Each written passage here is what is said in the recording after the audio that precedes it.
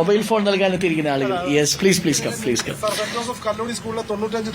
Saint Joseph Saint Joseph high school കല്ലോടിയിലെ 95-96 SSLC ബാച്ചാണ്. നിങ്ങളുടെയൊക്കെ പേരെന്ന് പറയാമോ? ഷാജഹാൻ, ഞാൻ സ്വാശ്രയ സമിതിയുടെ സെക്രട്ടറിയാണ്. ഫിനോ ജോർജ്. സ്വപ്ന, പൂതാടി പഞ്ചായത്ത് പ്രസിഡന്റാണ്. എന്റെ വാർഡിൽ പഞ്ചായത്തിലുള്ള മോനാണ്, ഇതായി മോനാണ്. ശ്രീഹരി. സാബിറ. അപ്പൊ നമ്മൾ എന്താണ് കൊടുക്കാൻ പോകുന്നത്? ട്രഷറിന്റെ മൊബൈൽ ഫോണാണ്. നമ്മൾ ഇതിലുകൾ തിരികെന്നുള്ള ഒരു സ്വാശ്രയ സമിതിയാണ്. ഇതിലുകൾ തിരികെ. അപ്പൊ ഈ മൊബൈൽ ഫോൺ നമ്മൾ ആർക്ക് കൊടുക്കും? ഒപ്പോയുടെ മൊബൈൽ ഫോൺ ആർക്കാണ് കൊടുക്കുക?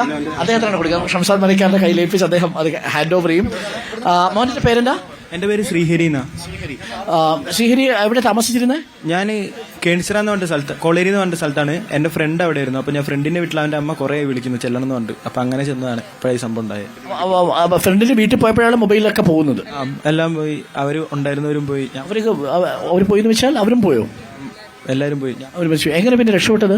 ഞാന് തിണ്ടിന്റെ അരികിൽ കൂടെ ഒലിച്ചു വന്നേ. അപ്പൊ എനിക്കൊരു തുണിക്കഷ്ണത്തിൽ പിടുത്തം കിട്ടിയതാ. അങ്ങനെ ഞാൻ കയറിയതാ. ഫ്രണ്ടോ? ഫ്രണ്ടൊക്കെ പോയി. കാരണം ഞാൻ വേറെ ദിക്കിലും അവൻ വേറെ ദിക്കിലോട്ട് പോയി. ഒരു കട്ടിലേൽ കിടന്നയാ, പക്ഷെ ഒന്ന് തൊടാൻ പോലും പറ്റിയിട്ടില്ല. വല്ലാത്ത സങ്കടപ്പെടുത്തുന്ന കാര്യമാണ്. ആ സങ്കടത്തിനിടയിലും ഒരു ചെറിയ ആശ്വാസം എന്ന നിലയിലാണ് സെന്റ് ജോസഫ് ഹൈസ്കൂൾ കല്ലോടിയിലെ 95-96 SSLC ബാച്ച് നൽകുന്ന ഒരു മൊബൈൽ ഫോൺ ഇപ്പോൾ ഷംസാദ് മലിക്കാർ നൽകും. Okay, thank you, thanks a lot. അതൊക്കെ ചെറിയ ചെറിയ സഹായങ്ങളാണ്, പക്ഷെ എങ്കിൽ പോലും ഞാനിപ്പോ കോഴിക്കോടാ പഠിക്കുന്നത്. Thank you, thanks a lot. So thank you.